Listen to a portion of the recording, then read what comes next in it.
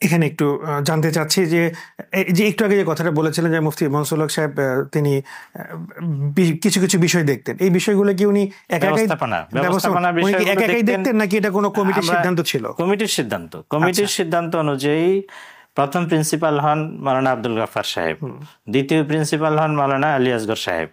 1992-তে গিয়ে তৃতীয় প্রিন্সিপাল নিযুক্ত হন হযরত মাওলানা শাহুল হাদিস আল্লামা আইজুল হক সাহেব রহমতুল্লাহ আলাইহি। এবং প্রত্যেক প্রিন্সিপালের সময় প্রিন্সিপালের নামে ছিলেন, কিন্তু ইহতেমামের কাজটা পরিপূর্ণভাবে আঞ্জাম দিতেন মুফতি মনসুর হক সাহেব। এমনকি যখন থেকে আলী আসগর সাহেব প্রিন্সিপাল ছিলেন, মুফতি সাহেব হুজুর ছিলেন নায়েবে মুহতামিম, শাহুল হাদিস সাহেব যখন প্রিন্সিপাল তখনও মুফতি সাহেব হুজুর ছিলেন নায়েবে মুহতামিম।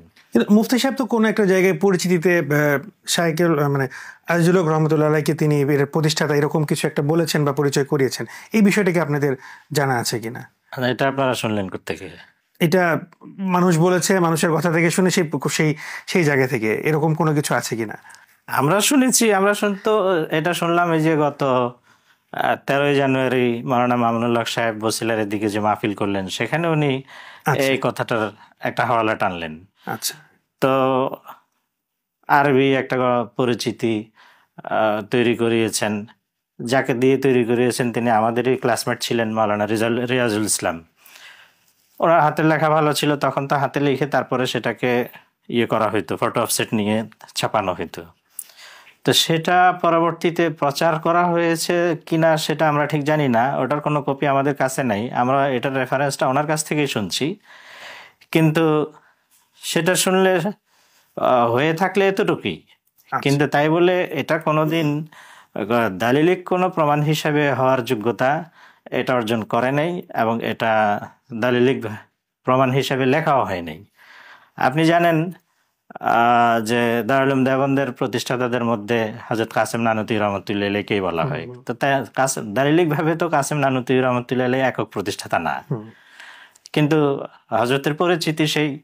এখন আরব বিশ্বের জন্য পরিচিতি লেখা, আরবিতে পরিচিতি লেখা হয়ে থাকলে সেখানে শাহুল হাদিস সাহেব হুজুরের পরিচিতি ছিল, সেজন্য ওনার নাম ব্যবহার করা হয়েছে। তাই বলে অন্যদের নাম তো এখানে কি হয়ে যায় না, বাদ পড়ে যায় না। একমাত্র প্রতিষ্ঠাতা এরকম তো এটা তো বুঝায় না।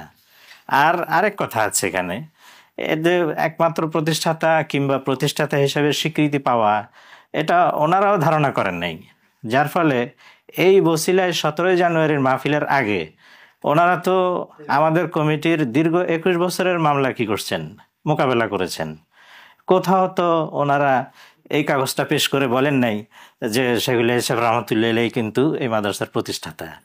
এটা আমাদের জানা নাই যে ওনারা পেশ করছেন, কিংবা এখনো সামনে যদি নাকি আইনের মোকাবেলা ওনাদের করতে হয়, ওনারা এটাকে পেশ করবেন কিনা আর আইন আদালতে এটা গ্রহণযোগ্য হবে কিনা, আমার মনে হয় এটার এমন গ্রহণযোগ্যতা নাই।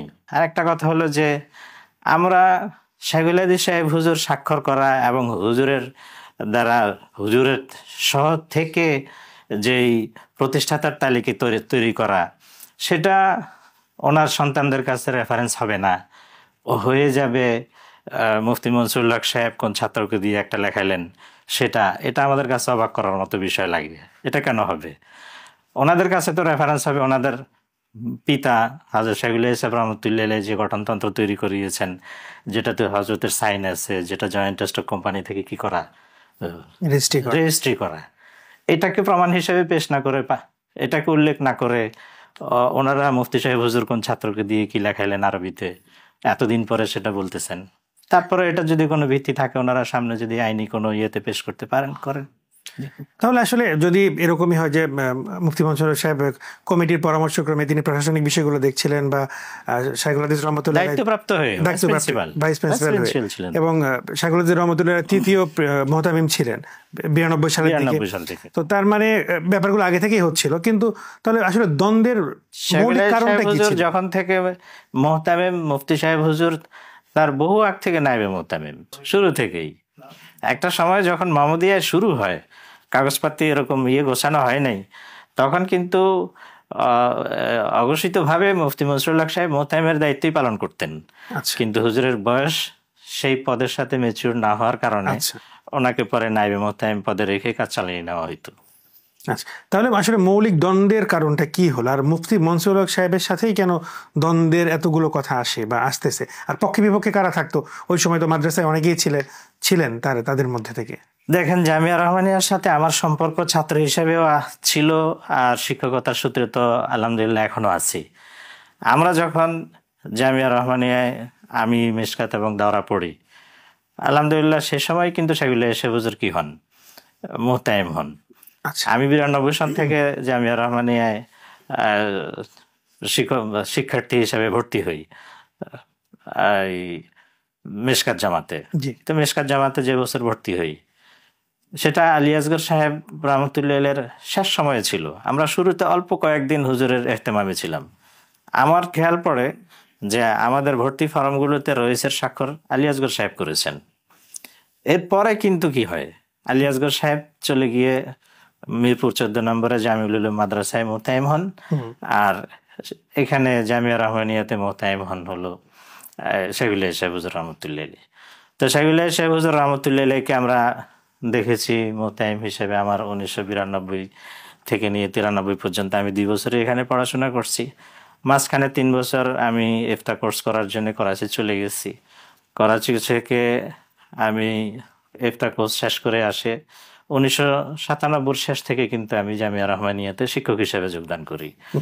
তখনও শাইখুল সাহেব হুজুর মোহতামিম এবং মুফতি মনসুরুল হক সাহেব নায়েব মোহতামিম।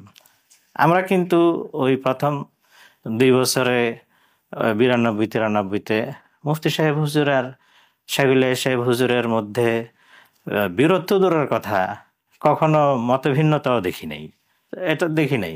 এরপরে যখন 1997 শেষের দিকে এসে যখন নাকি আমি শিক্ষক নিয়োগ হই, সেখানে মুফতি মনসুরুল হক সাহেব প্রস্তাব করেছেন, শাইখুল সাহেব হুজুর অনুমোদন করেছেন। মুফতি সাহেব সেই রেফারেন্স টেনেই কিন্তু আমাকে মাদ্রাসায় ডেকেছেন, বলছেন যে আমরা হুজুর এবং মঈনপুরি হুজুর তখন শিক্ষা সচিব ছিলেন, আমরা দুজনে তোমার কথা শাইখুল সাহেব হুজুরের কাছে প্রস্তাব করছি, হুজুর সম্মতি দিয়েছেন, তুমি শুরু করো।